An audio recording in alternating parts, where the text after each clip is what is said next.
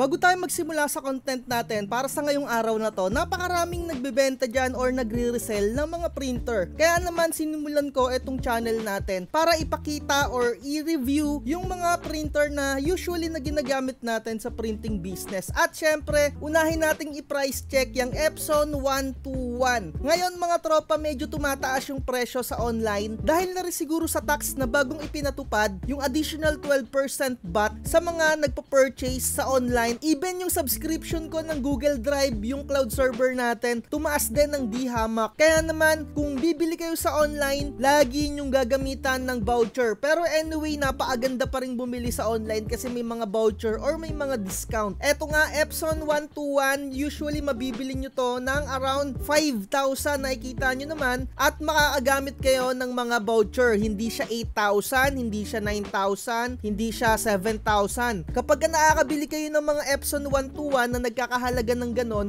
malamang sa malamang inuutulang kayo kung sino man yung Poncio Pilato na reseller na yan. At move forward tayo dito, isang mabilis lang, Epson 3210 nasa around 9,000 na siya, and kung may voucher kayo mga tropa, makakabili kayo niyan around 7,000 or 8,000. At eto naman yung printer na gamit ko for document printing, Epson 5290. To tell you honestly, nakabili ako neto around 11,000 lang. At yung mga ibang subscribers natin na nagme-message sa akin, nagpapasalamat sila, nagme-message sila sa Facebook at nakabili daw sila neto ng halagang 9,000 lang. Sa online lang sila nagpa-purchase gamit nga yung mga vouchers at kung ano-anong nakukuha nila na mga promotional na voucher. Kaya talagang napakagandang bumili. Pero kung hindi ka gagamit ng voucher, ang pinaka-regular price niya around 13,000. At kung makakabili ka niyan kung saan-saan man, kung sinong Poncio Pilato na nagkakahalagang 18,000, malamang sa malamang inuutulang din kayo niyan. Yung pera na sobra na mauuto sa inyo,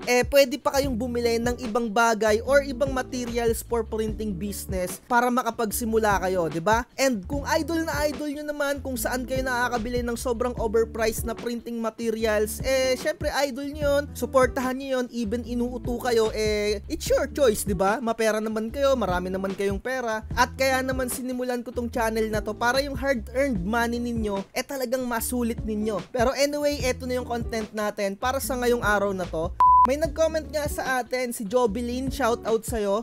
At sabi niya dito yung katanungan niya, how about daw sa maintenance box, gaano katagal bago i-replace? Yung mga printer natin, lahat ng printer mga tropa, as in lahat ng printer, may mga tinatawag na maintenance box or in short, ayan yung waste ink tank. Waste ink tank, ayan yung nagsasalo ng sobrang ink kapag nagpiprint yung mga printer ninyo. Parang kapag nagpipintura kayo sa inyong mga pader, may mga lumalaglag na sobrang pintura. Ayan yung tagasalo. 'Di ba? Naglalagay kayo ng karton kapag ka nagpipintura kayo sa dingding, 'di ba? Yung waste ink tank, yan naman yung tagasalo din ng sobrang ink. At tinatanong niya kung gaano daw kabilis mga tropa yung pag-replace or paghugas mga tropa ko. Etong mga nabanggit ko na printer, Epson 121, 3210, 5290, hinuhugasan lang yung kanyang pinaka-waste ink tank. Pipigain mo lang yon, lilinisan mo lang gamit yung running water or ibabad mo sa tubig tapos piga-pigain mo, malilinisan mo na yon. Pero yung mga bagong design na printer kagaya ng Epson 5590 at yung mga Epson 8050, may mga maintenance box talaga sila na kailangan palitan or magpa-purchase ka ulit para mag-print ulit yung printer mo. Ayan yung kinagandahan mga tropa ng mga nabanggit ko na printer na mga eto, 5290, 3210 at Epson 121. At kung medyo meron kayong naririnig-rinig dyan tungkol kay HP na hindi daw nire-reset, hindi daw nililinisan yung waste ink tank, wala daw palitan yung waste ink pad, sobrang tanga nyo kung maniniwala kayo sa mga napapanood nyo ng mga Poncio Pilato dyan, na mga nagko-content tungkol sa mga ganon na hindi daw nire-reset. Lahat ng printer nire-reset mga tropa at napupuno at napupuno at napupuno yung kani-kanilang waste ink tank, waste ink pad, or kung ano pang mga tawag, maintenance box, 'di ba? At sa mga bagong model ng printer nga, eto, once na mapuno to, kahit na hindi siya mapuno, once na ma-reach ng printer or yung pinaka-microchip niya, yung certain numbers, dahil may mga counter yan, and yung pinakagamit nun, ayan yung nagpipigil para mag-print kayo para hindi umapaw yung pinaka ink tank ninyo or yung pinaka maintenance box. Eto, pwede siyang palitan. Again, bibili kayo ng bago. Pero syempre, mautak tayong mga tao, pwede mo lang siyang i-reset. Bibili ka lang ng resetter or bibili ka ng microchip, papalitan mo yung microchip neto nung mga pinaka maintenance box mo. And again, lilinisan mo lang ulit yung pinaka sponge dun sa nakapaloob dito sa maintenance box. Lahat yan ma-sponge at yung mga HP printer, nire-reset din yon. Lilinisan din yung kanika nilang mga waste ink tank, yung waste ink pad, lahat. Yung tinatawag na HP 580 ata kung hindi ako nagkakamali, nire-reset din yun. Huwag kayong magpapauto sa mga kahit maraming followers, kahit maraming subscribers, inuuto lang kayo nun. Anyway, mga tropa, may ipapakita ako sa inyo dahil nga tinatanong nyo kung gaano katagal bago magpalit, mga tropa, or gaano katagal bago mag-replace ng inyong mga waste ink tank or waste ink pad kung yung mga printer nyo ay mga ganito, Epson 5290, 3210 or Epson 121. Meron tayong tinatawag dito, mga tropa, na resetter. And once na makita nyo or na-notice ninyo sa inyong mga printer na may nag-pop up na ganitong notification, ayan na yung indicator para kayo ay mag-reset, at anytime na magre-reset kayo ay lagi ninyong lilinisan yung inyong mga waste ink tank or waste ink pad. Pwede nyong palitan kung marami kayong pera, pero sobrang mura lang naman nun, around 100 lang ata. Dati kasi medyo mahal pa, and ngayon hindi naman importante din na original yung bibilhin ninyo, kahit replacement lang, even tissue nga lang yung ilagay ninyo doon, or kung anong cotton materials na pwede nyong mag-absorb ng ink. Pero syempre ay highly recommend pa rin na pinaka ink pad mismo yung ilagay ninyo doon. Or anyway, kung gusto nyong maggawa ng external waste ink tank, hindi na kayo maglilinis at maglilinis, pero magre-reset kayo. And sa experience ko nga, nung una kong mag-reset, gamit ko yung Epson 3210 ko or Epson 3110, 7,000 prints, mga tropa, yung nagawa ko, or almost 7,000 prints yung nagawa ko bago ako naglinis ng waste ink pad or bago ako nagpalit ng waste ink pad, and bago rin ako mag-reset. Paano ko siya malalaman or paano ko din na configure na 7,000 yung print ko? Kapag nag-nozzle check kayo, mga tropa, may lumalabas doon na total number of prints. At etong resetter natin, ginagamit nga natin to kapag ka lumabas na yung notification na yan. At ayan na yung indicator para magpalit nga kayo. Ito ipapakita ko sa inyo. Kapag may mga resetter kayo, always run as admin at i-disable ninyo yung mga antivirus ninyo, mga tropa. Kahit ano pa yan, lagi nyo siyang i-disable dapat. At eto na nga, isa-select ko yung Epson 5290 ko. Dito sa port, pipiliin nyo kung anong port naka-install yung inyong mga printer. Dahil nga 5290 sa port number 9 ko siya in-install, eto, i-click nyo lang, mga tropa, yung waste ink pad counter.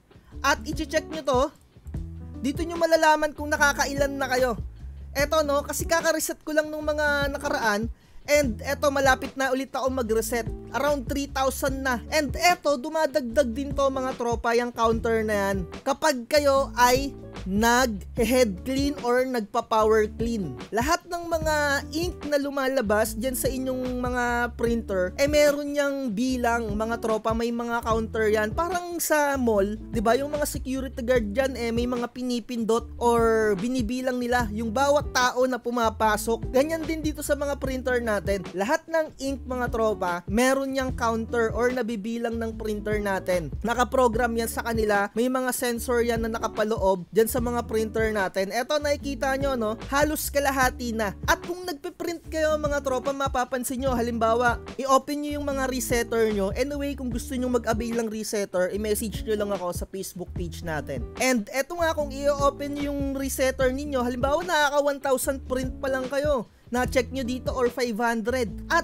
kinabukasan, magugulat kayo, tumaas siya, naging 5,000, naging 7,000 or 6,000 na. Kasi nga, every time na nag-head clean kayo or pinaka worst case yung power clean, mas mataas yung pagbuga ng ink ninyo and mas mabilis din na tumataas yung inyong counter dito sa printer ninyo. 'Di ba? Ito no, around 6,000 lang. So, ipapakita ko naman sa inyo dun sa ating Epson 805, medyo mataas-taas yung kanyang pinaka-counter. At mga tropa, halos matagal din akong bago nag-reset dito sa ating Epson 805 sa totoo lang. And makikita ninyo dito, ayan no, i-check nyo lang to, main pad counter, i-check nyo. Ayan no, halos 13,000 na. And yung printer ko na Epson 805, mataas na talaga yung kanyang number of prints, parang mga nasa 35,000 na ata or 30,000 na yung pinaka total number of prints niyan. Hindi ko na masyado ma-recall kasi hindi ko na pinapansin kapag nag-check ako ng head clean. Ayun talaga, ang pinaka-importante, nagagamit natin yung printer. At siguro sa susunod, baka magpalit na rin ako ng printer head ko ng Epson 805 kasi tumataas na yung number of prints niya. And isa yan sa mga maintenance na gagawin natin sa mga printer natin kasi hindi naman immortal yung mga printer head natin. Anyway, ayan, napakita ko sa inyo kung gaano kayo kadalas or papaano nyo malalaman or kung kailan kayo maglilinis ng inyong mga waste ink tank. Ang pinakalaging indicator kapag kayo ay nagre-reset. Alam yan ng mga nag-aabil sa akin ng resetter kasi lagi ko silang pinaalalahanan na once nag-reset kayo, lagi nyong lilinisan yung inyong mga maintenance box or ayan nga yung waste ink tank. Maliban na lang kung kayo ay gumawa mga tropa ng external waste ink tank kasi alam nyo yon na nasa bote na yung inyong mga ink kagaya nito, 'di ba? Nakikita nyo. Ito yung aking waste ink. Gumawa ako ng external waste ink tank ng aking Epson 805 kasi pigment ink yung ginagamit ko. At kung gumagamit kayo ng pigment ink, ayan yung pinakauna ninyong gagawin para hindi na dadagdag sa trabaho ninyo every time na magre-reset kayo. Itatapon nyo na to once na mapuno yung inyong pinaka-external waste ink tank. So ayun lang, sana nasagot ko yung katanungan ninyo na kung kailan nga ba dapat or gaano katagal bago i-replace yung inyong mga maintenance box or waste ink pad. Again, every time na magre-reset kayo. Sa estimate ko sa Epson 3210 or Epson 3110, nasa around almost 7,000 yung total number of prints ko nun dun sa aking nozzle check or sa kapag nag-check kayo kung nakakailan ng print yung inyong mga printer.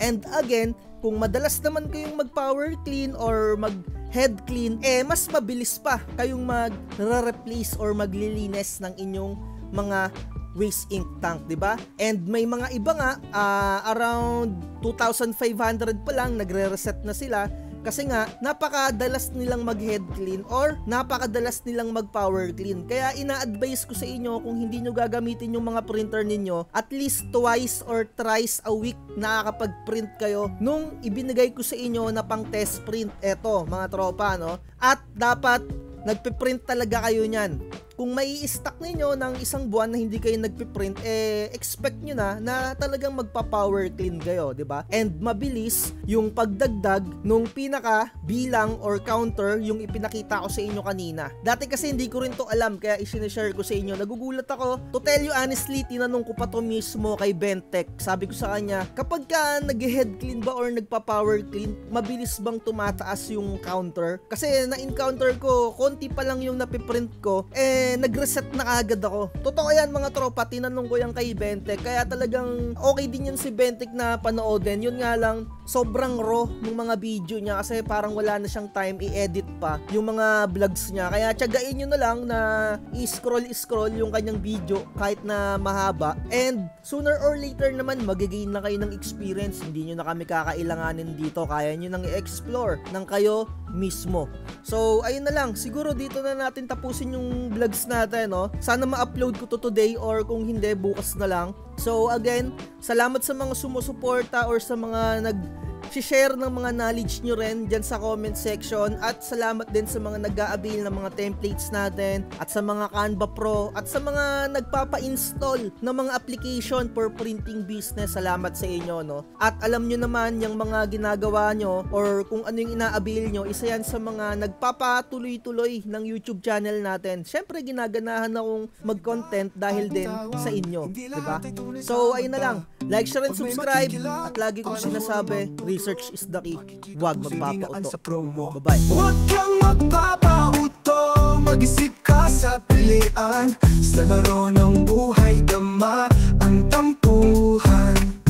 Di lahat ng nagpa-hype siguradong totoo. Sariling landas, hanapin mo.